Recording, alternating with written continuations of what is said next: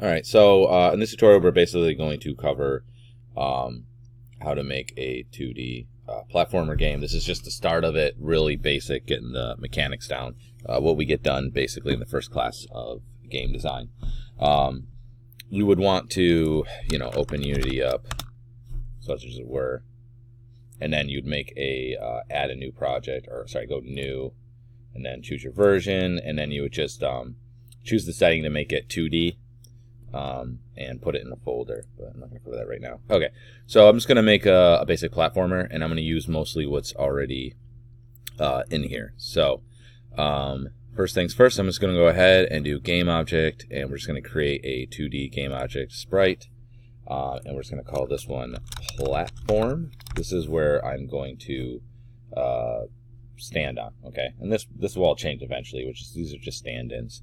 So I'm going to go ahead and just do the UI sprite.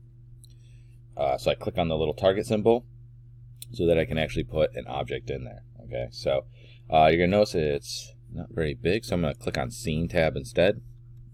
Let's just kind of make this bigger. Let's look at game. All right.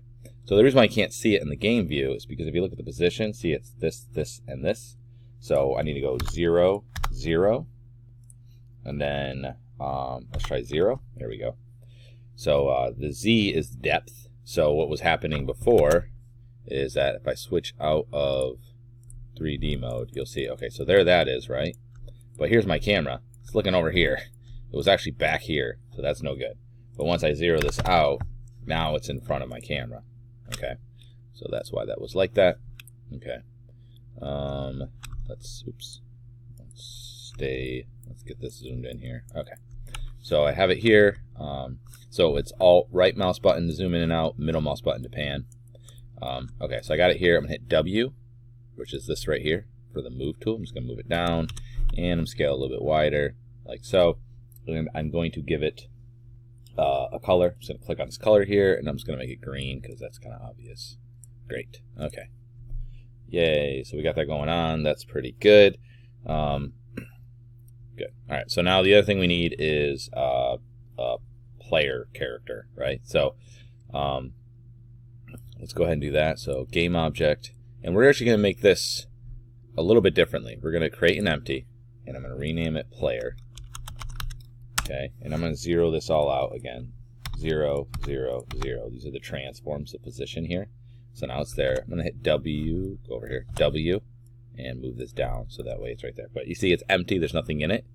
What I'm going to do is then make another game object that's going to be a sprite, and this is going to actually hold our graphic, and now I'm going to parent that to the other object. So we'll just call this one player graphic, so I know what it is. And then for the sprite render, I'm going to click on this, and this time I'm going to choose this check mark. The reason why I'm not doing one of these other ones is because they don't show direction, so I'm just going to do check mark, and let's go ahead and just scale that up. So I'm just going to hit R for scale, and I'm going to grab the middle thing here until it gets big enough that I think it's okay. Okay, so there's my player, and if I look at the game, okay, I can't see it, so let me see. You are okay. So again, well, actually, it doesn't matter yet. I can't see it there. So what I'm going to do is actually take this, and I'm going to parent it to the player. So I'm just going to click and drag it onto player. Okay. Now, with it selected, I'm going to zero all these out. What that's going to do is it's actually, so look where player is. Oh, they're like in the same spot. Oh, yeah. Hang on a second. Let me, oh, now it's going to move with it. But it'll actually zero it out and position it where you'll see it actually snap to where the player controller is. So now you can see they're in the same spot. Okay. And if we look here, oops. If we look here, you can see the check mark. That's going to be our character for now. We'll swap these out. I just didn't want to have to bring anything in initially.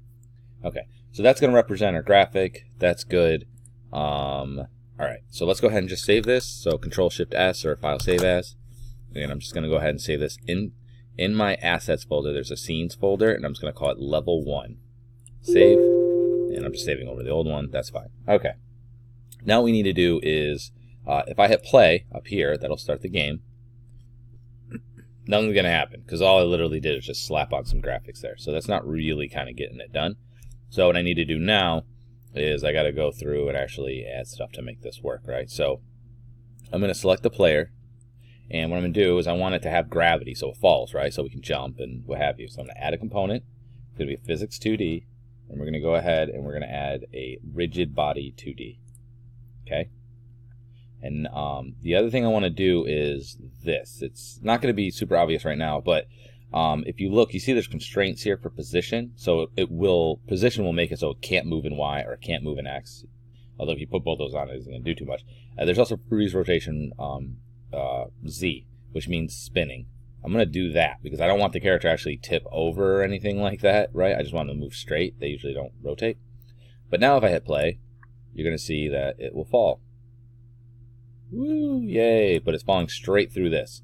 So the other thing we need to do is make colliders so that this can hit this. So with this still selected, I'm on the player, not the player graphic. I'm going to add a component, another physics 2D box collider. And you can see the size of it. It's not quite what I want, so I'm going to add a collider. I'm going to click and drag this to here, click and drag it to there, click and drag it to there, and click and drag it to there. Just basically the bounding box of whatever your guy is. Check that back off. Yay. Now if I hit play, it's still not going to work because this doesn't have anything. So I'm going to select the platform and also add a component, physics 2D, and another box collider. And again, I'm going to hit edit collider, bring that guy over here, bring this guy over here, down a little, up a little, and turn that off. And now if you hit play, you're going to see it's going to go boop. It's going to fall onto the platform. Yay. That works pretty good. Okay. So the next thing to do basically is to add the code that's going to allow us to make things move and what have you. Okay, so for that, I'm going to make a new folder that's going to hold my code. So I have one that holds my scenes, which will be basically each level of my game. And I'll make another folder. So right-click, create folder. I'm going to call this one scripts. All right. So whatever you'll have different things like sprites. So all of your images you bring in, or if you have models, you'll have one for models, so on and so forth. So I'm going to open up my scripts folder, and I'm going to right-click and create a new script. And call it C# script, and we're going to call it player controller script. Okay, like that. And let's see. All right, so we got this. Now what I'm going to do is I'm just going to double click on it, and it should open up the correct script editor, whatever you have on there. I have mine set to Microsoft Visual Studio Code. And you're going to notice it already has these things built into it. Okay, so what I'm going to do first is actually add a couple of, I'm going to actually do this, get the heck out of here. I'm going to make a couple of variables that are just going to hold things, right? So, I'm not going to bother commenting because we'll spend all day commenting. So I'm going to do a public float for player speed. Okay, so this is going to be basically controlling the speed that the player moves horizontally, and then we also need to do one public float for player jump straight. Okay, so this is just going to control when I hit spacebar, the jump button, how much jump force it has. And I made these public so that way I can change those inside of Unity a little more easily. Okay. Now what we're going to do is add a variable that's going to hold the, the rigid body. So private rigid body 2D, because that's the type. Okay. And this is going to be player RB2D. So for rigid body 2D, semicolon. Okay. So these are floats, meaning that they're, decimal point numbers. This is a rigid body. Okay. Now this isn't actually doing anything yet. It's just an empty vessel that can hold this type, which we are going to put that in there eventually. But for now, that's not really a thing. So although I have this here, I actually have to put it in there. So on start, because I'm going to get rid of this, start will run once at the very beginning on the first frame of the game.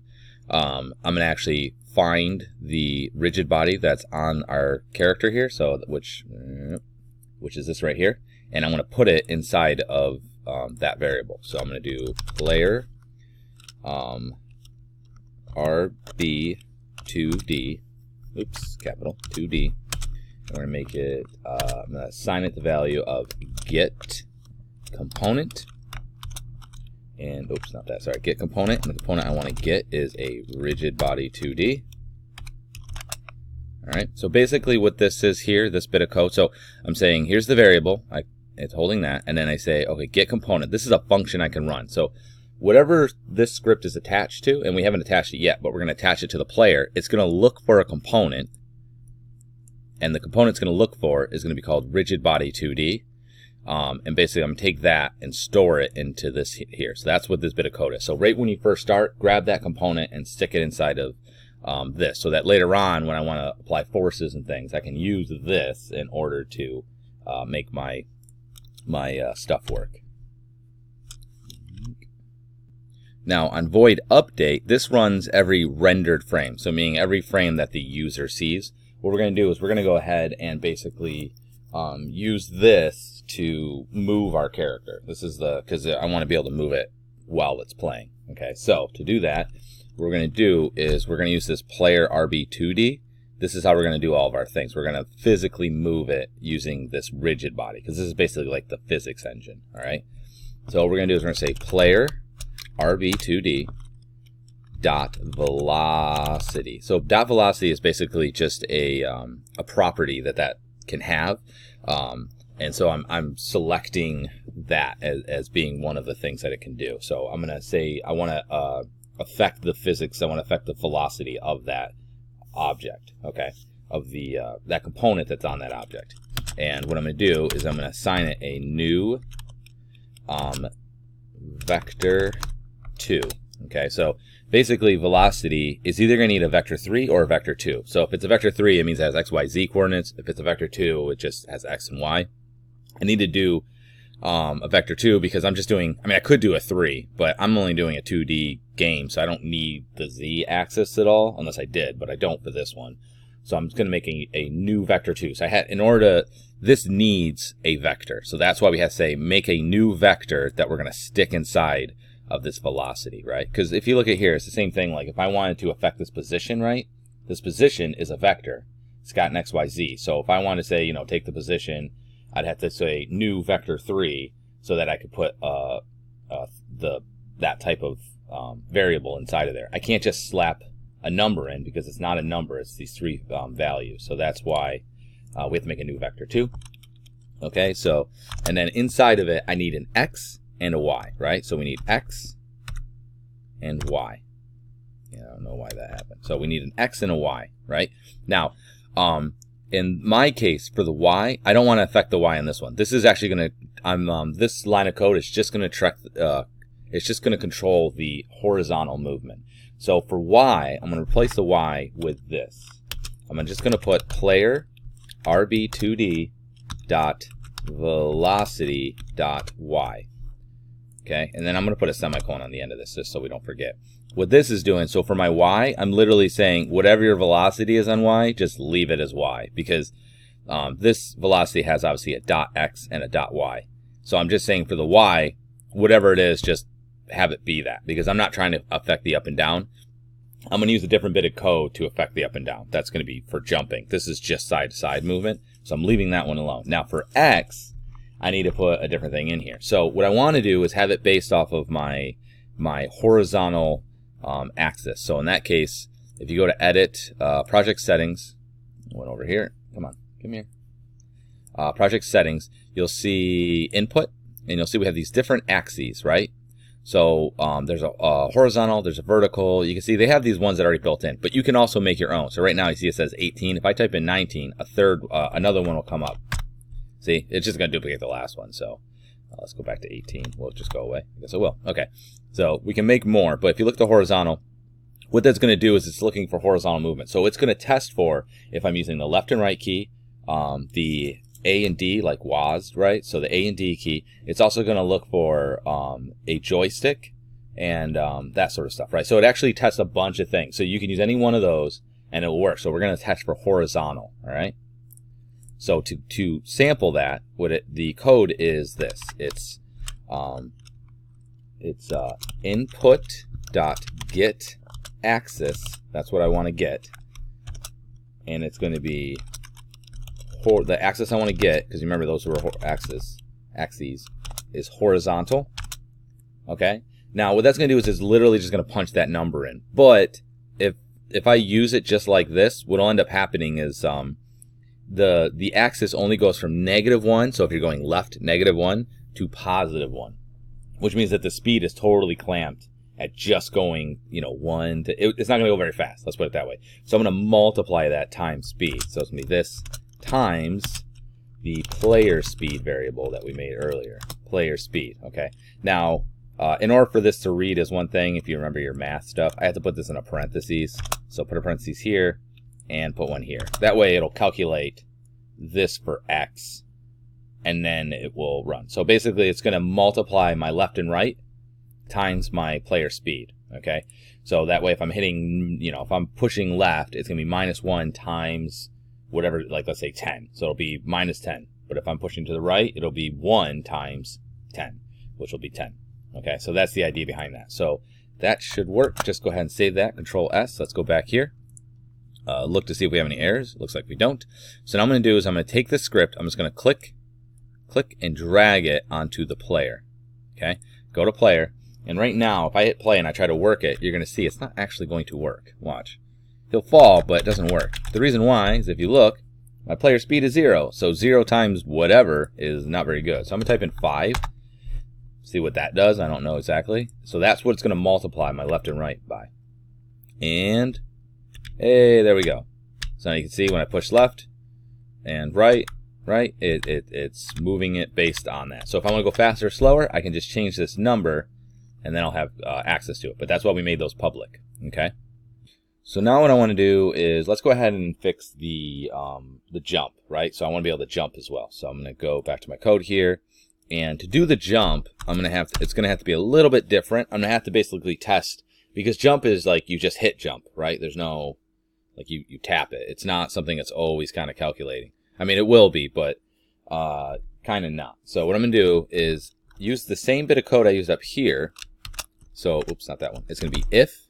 I'm going to test if what's inside these parentheses is true, it's going to run this bit of code. So we're going to say if input.get axis, okay, and this time we're going to test for the jump, because that was one that was already built in there, but it's called jump. Okay, so if input.getAxis is greater than 0, meaning we hit it, okay, because it's a boolean, or not a boolean, I'm sorry, it's a float, so it's -1 to 1. So if we don't, I can't just say if that's true, because it's not a true thing. Okay, we're going to say if that, then I want you to do this, and we're going to do this. We're going to leverage that physics again. We're just going to add a force to it to pop it up. So we're going to say player RB2D dot, and this time we're going to use add force, and the force we're going to add, it needs 2 things, okay? So you'll see on the thing here, well, first off, notice this. Notice this is a lowercase. That's because this is a property of it. Right, because the speed that it's currently going, it's not something where I'm calling a method. This, if you look, is a capital A, which means this is a method, okay? And so what that means is that it will do something. So I'm going to apply a force to this, okay? So in this case, it's add force, and you'll notice that it says it needs a vector 2, and it needs the type of force, basically, okay? Now, it will take just one argument. I'm not going to tell it the kind of force I want, so I'm just going to put a vector 2 in here.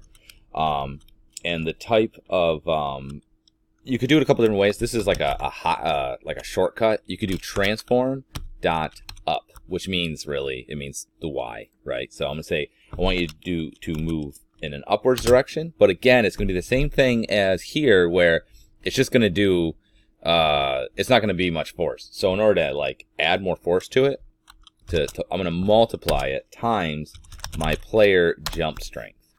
And then we'll just put a semicolon on the end.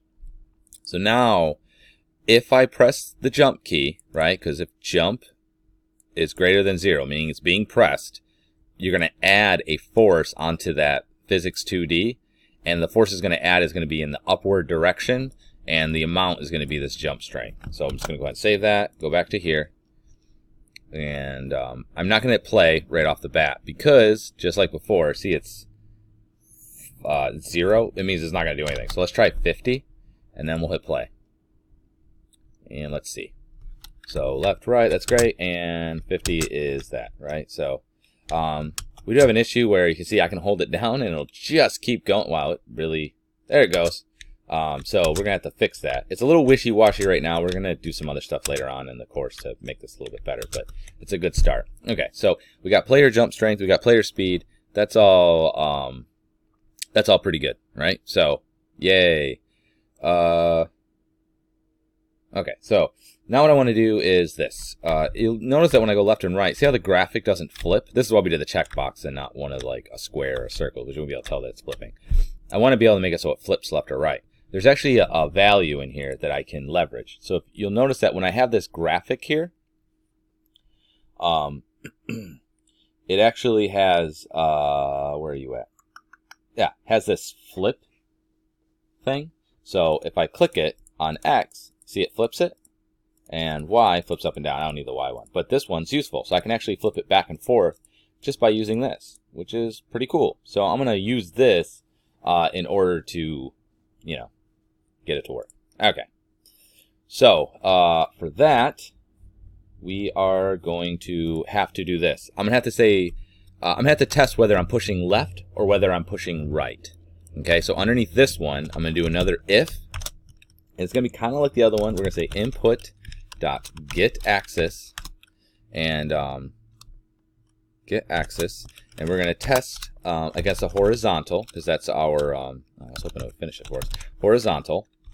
And we're going to say, okay, if horizontal is greater than 0, which basically means I'm pushing to the right, okay, it's going to run this bit of code. And I'm just going to go ahead and copy this, Control-C, Control-V, and then we're just going to delete, delete, delete, delete, delete, and I'm going to do else if. So first it's going to test this. If this doesn't work, else if do this, okay? Else, you know, this, right? So horizontal, horizontal, but in this case, it's going to be if it's less than 0. So if I'm pushing to the left, it's going to do this one, right? So it's going to be this one or this one, basically. All right. Now, what we're going to need to do here is this. Normally, I would say get component, right?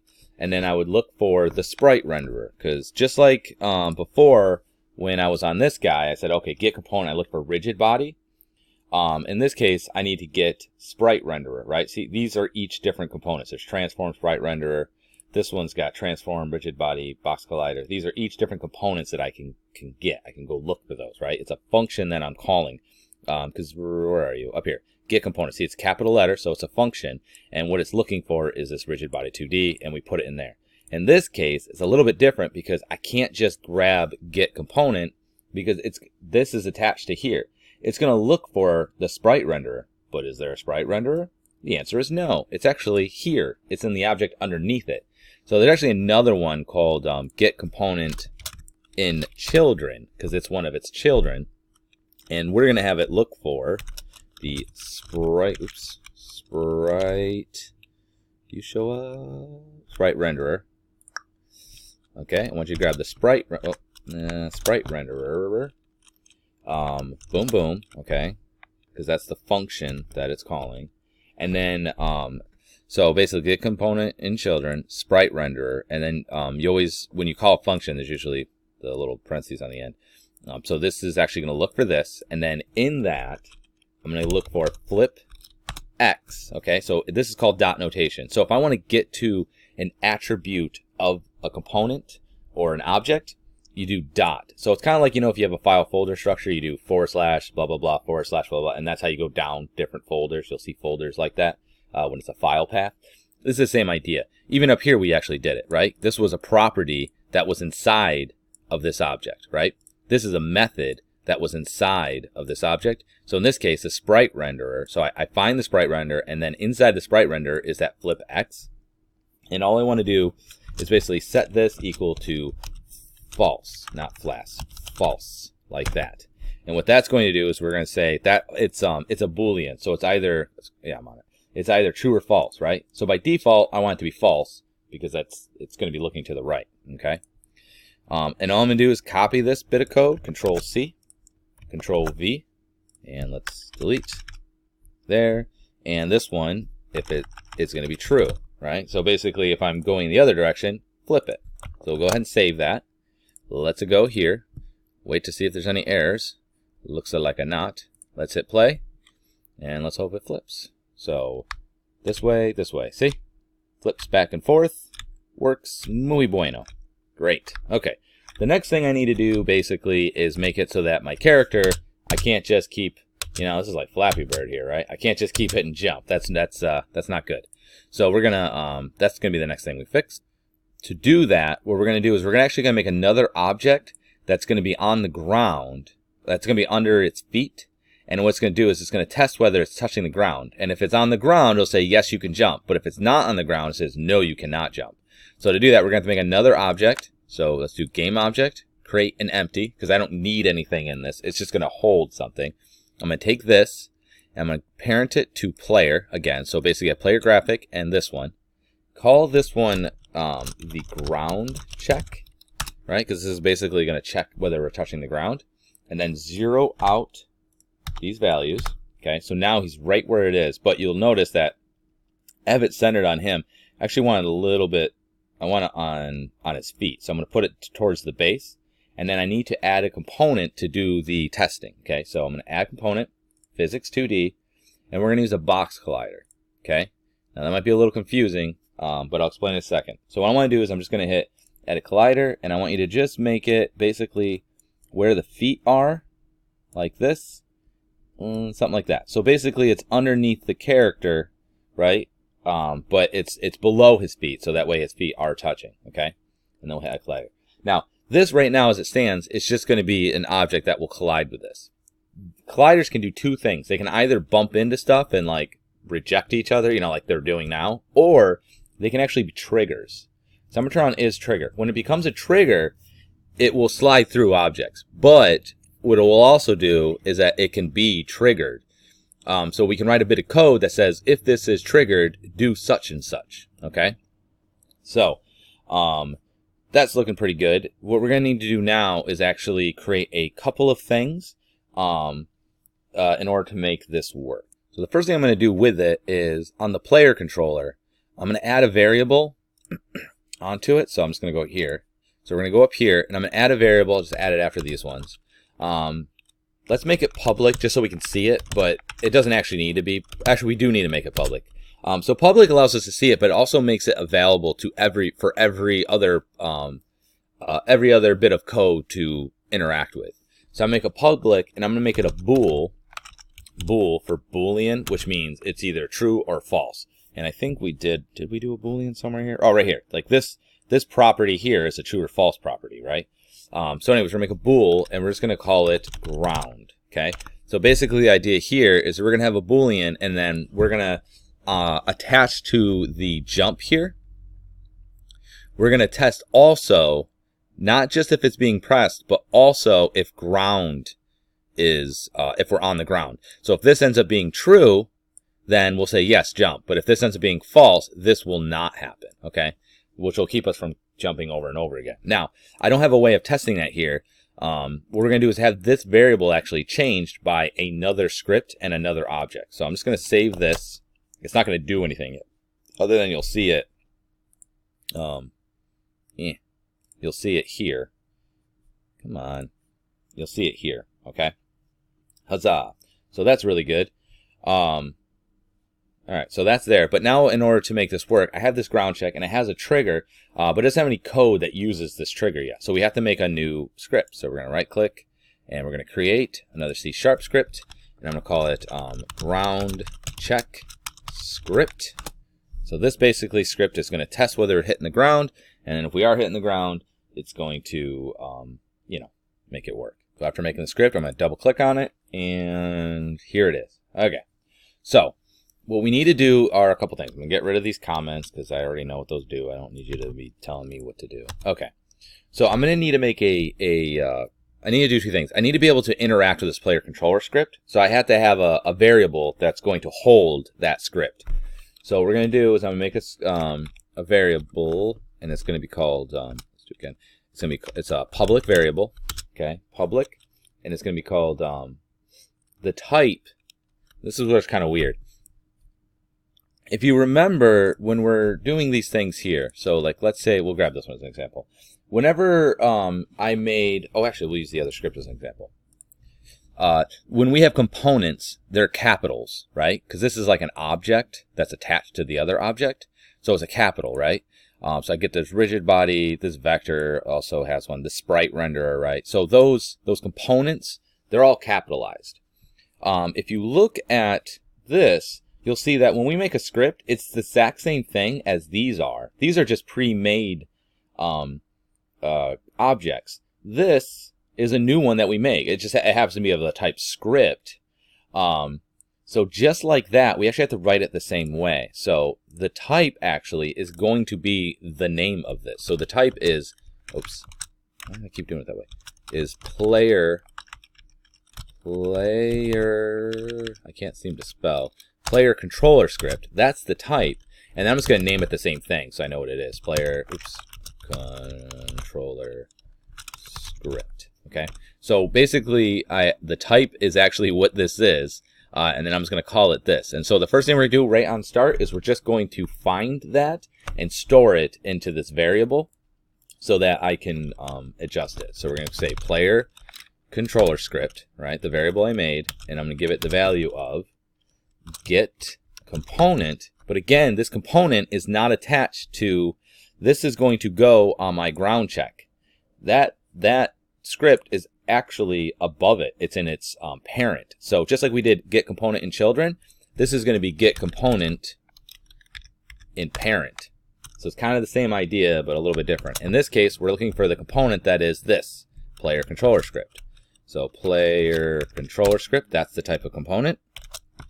Boom, boom, and semicolon. Okay, so we're going to find this script in the parent, and then we're going to store it in this variable so that we can change some aspect of it. That's basically the idea. Okay, so we have this storing that. So the next thing I need to do is somewhat special. So I'm gonna get rid of this update. I don't need an update on this script. You generally want to try and use as few updates as possible, just because that means it runs every rendered frame. It'll slow your program down.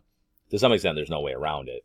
But anyway, so there's a special one, just like start is special and update is special and fixed update. There's one called on trigger enter 2D.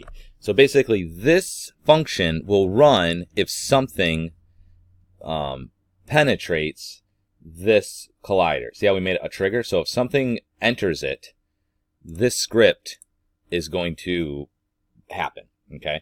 Now, what I need on this though is not for it. It has to be.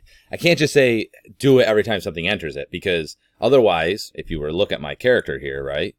It's in something right now, right? The player's in it. So I have to be specific about what I want to enter it, right? So it's only going to test for a specific thing. So what we're going to test for, and I also can't do this. I can't test like against an object called platform, because I have a platform here and I'll duplicate it, but then like there'll be different names. So what we're going to do is we're going to create a tag, and we're going to say things that have this tag, test for those. So I'm just going to go over here to this platform, and you'll see it says untagged. And there's different ones here. The one I want is not in here, so I'm going to add one. I'm at the little plus, and I'm just going to call it ground, right? So basically, things that count as ground will be called ground. So the weird thing is, it makes it, but it doesn't actually add it to it. You just made it. So you got to click back here again, and now add ground. So now this has a tag called ground. And what we're going to do is we're going to say, okay, if something enters our trigger, now we're going to say, okay, something entered it. Yay. Now we're going to say is if the oh sorry, I forgot to do this too. So we're say something enters it. Now what we're going to do is we're going to store the thing that actually enters it. In this case, it's going to be of the type collider 2D, and we're going to call it COL. All right. So normally when we run functions like the start function, it starts and that's it. Like it just runs. There's always these parentheses, and you might have been wondering what they're there for. What these are basically arguments that are sent to it. So in this case, nothing's sent to it. This just runs right off the bat. However, this one, what will happen is something will enter it, right? And then what we did is that when that thing enters it, it's going to store the collider of the object that entered it as COL. This is a variable name, just like we have variable names up here. we're just basically, it's kind of like this. So whatever runs into it, it's going to be stored as COL. Okay? So now what we're going to do is we are going to say if COL.tag, because if you remember, we just added that tag, right? So that's a property of it.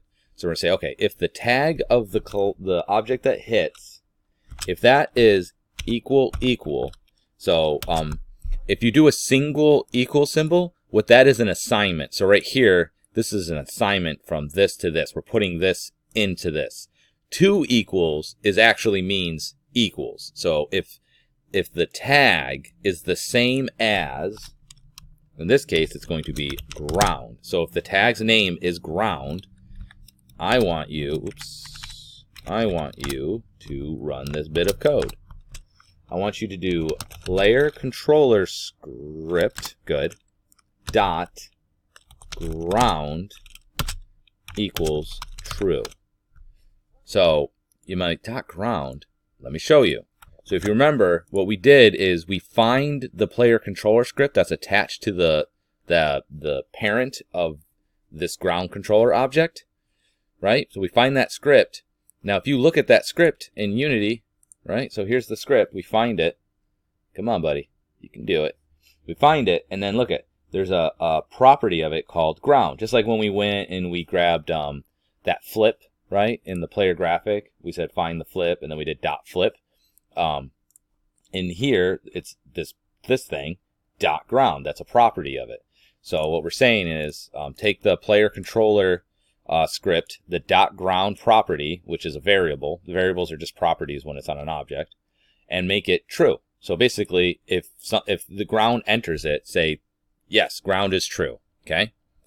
That's good. That's all we need. But that'll turn it on, but nothing is turning it off. So we actually need to also do an off. So I'm just going to copy this whole thing, Control C, and we need to be able to turn it back off. So, yeah.